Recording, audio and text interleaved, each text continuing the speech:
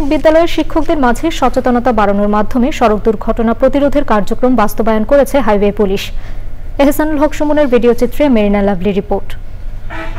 2024 সালে হাইওয়ে পুলিশের পরিসংখ্যান অনুযায়ী রংপুর অঞ্চলে এক বছরে 195টি সড়ক দুর্ঘটনায় 146 জনের মৃত্যু হয়েছে। এর মধ্যে ট্রাক, বাস ও মোটরসাইকেল দুর্ঘটনা সবচেয়ে বেশি। প্রাণহানির মধ্যে 120 জন পুরুষ, যাদের মধ্যে বেশিরভাগই পরিবারের উপার্জনকারী ব্যক্তি। সড়ক দুর্ঘটনা রোধ ও রোড সেফটি নিয়ে রংপুর প্রাইমারি টিচার্স ট্রেনিং ইনস্টিটিউটে সচেতনতামূলক আলোচনা সভার আয়োজন করে হাইওয়ে পুলিশ রংপুর অঞ্চল। অংশগ্রহণকারী পিটিআই এর 100 প্রশিক্ষণার্থী শিক্ষক সড়কে নিরাপত্তা নিয়ে নানা জিজ্ঞাসা তুলে ধরেন। রোডে খড় শুকানো হয় আর ধান শুকানো হয়, যে কারণে যাতায়াত করার সময় অনেক অসুবিধা হয় এবং অনেক সময় অ্যাক্সিডেন্ট ঘটে। অনেক স্পিড ব্রেকার যেখানে সেখানে, তো ওখানে কোনো সাংকেতিক চিহ্ন নাই। যদি থাকতো স্যার হয়তো বা কিছু অ্যাক্সিডেন্ট কমতো। মোটরসাইকেলগুলোতে বেশিরভাগ সময় দেখা যায় ইয়াং জেনারেশনের ছেলেপেলেরা থাকে, হেলমেট পরে না আর খুব অসচেতন ভাবে এগুলো বাইক ড্রাইভ করে। সভায় সড়ক দুর্ঘটনার কারণ, প্রতিকার ও করণীয় নিয়ে আলোচনা করেন হাইওয়ে পুলিশ রংপুর অঞ্চলের ঊর্ধ্বতন কর্মকর্তারা। যদি শিক্ষকরা এই মেসেজটা প্রাইমারি স্কুলের বাচ্চাদেরকে দেয় এবং প্রাইমারি স্কুলের বাচ্চারা ছোটবেলায় যা শিখবে, এই শিক্ষাটা কিন্তু তারা অনেক দিন লালন করবে, যার ফলে সে বড় হয়েও এই সড়ক দুর্ঘটনা প্রতিরোধ করতে সে কাজ করবে এবং ট্রাফিক আইন সে মেনে চলবে। আলোচনা সভায় প্রাথমিক স্কুলের শিক্ষার্থীদের মাঝে সড়ক দুর্ঘটনা রোধে সচেতনতা বৃদ্ধিতে কাজ করার অঙ্গীকার ব্যক্ত করেন অংশগ্রহণকারী শিক্ষকরা। রংপুর থেকে মেরিনা লাভলি, চ্যানেল আই। দেশে প্রথমবারের মতো চট্টগ্রাম সিটি কর্পোরেশন পরিচালিত বিদ্যালয়গুলোতে শিক্ষার্থীদের জন্য চালু করা হলো স্টুডেন্টস হেলথ কার্ড। বুধবার কাপাসগোলা সিটি কর্পোরেশন বালিকা উচ্চ বিদ্যালয় মাঠে ওই কার্যক্রমের উদ্বোধন করেন city mayor doctor Shahadat Hossain. প্রাথমিকভাবে 5টি শিক্ষা প্রতিষ্ঠানের শিক্ষার্থীদের এই উদ্যোগের আওতায় আনা হয়েছে। 5 থেকে 17 বছর বয়স পর্যন্ত মোট 14 ধরনের স্বাস্থ্য পরীক্ষার রেকর্ড এতে সংরক্ষণ করা হচ্ছে।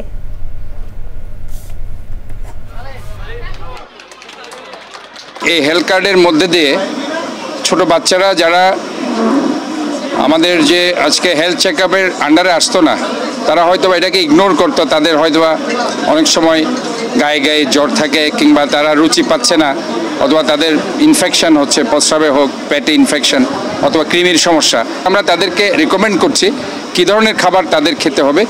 তাদের এই যে মানসিক অবস্থাটা ভালো করার জন্য অনেক সময় আমরা এখানে শিশু রোগের পাশাপাশি সাইকোলজিস্টের আমরা ব্যবস্থা করব। ব্যবসার লভ্যাংশ দেওয়ার প্রলোভন দেখিয়ে মানুষের কাছ থেকে বিপুল পরিমাণ টাকা আত্মসাতের অভিযোগে নোয়াখালী বেগমগঞ্জের চৌমোহনী চৌরাস্তায় আলাউদ্দিন নামের এক ব্যবসায়ীর বিরুদ্ধে মানববন্ধন ও বিক্ষোভ করেছেন ভুক্তভোগীরা। মানববন্ধনে ভুক্তভোগীরা বলেন, চৌমোহনী বাজারের মোর্শেদ আলম কমপ্লেক্সে মোবাইল ব্যবসায়ী মদিনা টেলিকমের স্বত্বাধিকারী আলাউদ্দিন বিভিন্ন মানুষের কাছ থেকে কোটি কোটি টাকা আত্মসাৎ করেছে। টাকা চাইতে গেলে পাওনাদারদের হুমকি ধমকি দিচ্ছে। দ্রুত সময়ের মধ্যে পাওনা টাকা ফেরত দেওয়ার দাবি জানিয়েছেন ভুক্তভোগীরা। এবারে প্রতিনিধিদের পাঠানো তথ্য ভিডিও চিত্রে রাজীব আহমেদের রিপোর্ট। বকেয়া পাওনা পরিশোধের দাবিতে খুলনা জেলা প্রশাসকের কার্যালয়ের সামনে অনশন কর্মসূচি পালন করেছেন বেসরকারি পাট, সুতা, বস্ত্রকল শ্রমিক কর্মচারী ফেডারেশনের নেতাকর্মীরা। বরিশালের বাকেরগঞ্জে পুষ্টি মেলা হয়েছে। প্রধান অতিথি ছিলেন পটুয়াখালী বিজ্ঞান ও প্রযুক্তি বিশ্ববিদ্যালয়ের উপাচার্য প্রফেসর ডক্টর কাজী রফিকুল ইসলাম।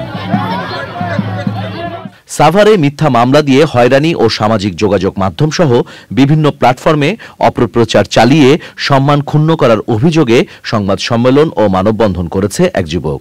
সকালে সাভারের ভাকুরতায় ভাঙা ব্রিজ এলাকায় এ সংবাদ সম্মেলন করে ভুক্তভোগী ওই যুবক দোষীদের কঠোর শাস্তির দাবি জানান। কুষ্টিয়া পলিটেকনিক্যাল গ্র্যাজুয়েটদের চাকরির সুযোগ বিষয়ে শিল্প কারখানা প্রতিনিধিদের নিয়ে কর্মশালা হয়েছে। প্রধান অতিথি ছিলেন জেলা প্রশাসক তৌফিকুর রহমান। মেহেরপুর সদর উপজেলায় সরকারি বই বিক্রি করার অভিযোগে আমঝুপি মানব উন্নয়ন কেন্দ্রের নির্বাহী পরিচালক সেলিমকে গ্রেফতারের দাবিতে মানববন্ধন করেছে আমঝুপি শিক্ষার্থী, অভিভাবক ও সুশীল সমাজ।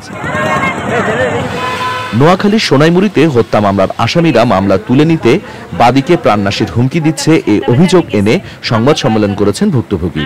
সংবাদ সম্মেলনে বলা হয়, মাটি ব্যবসা নিয়ে দ্বন্দ্বের জেরে জাকির হোসেন নামে এক মাটি ব্যবসায়ীকে হত্যার পর আসামিরা মামলা তুলে নিতে বাদীকে হুমকি দিচ্ছে।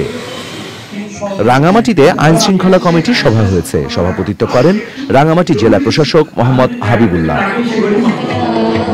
রাঙ্গামাটিতে পার্বত্য চট্টগ্রাম পাহাড়ি ছাত্র পরিষদের ৩৬তম প্রতিষ্ঠাবার্ষিকী পালিত হয়েছে।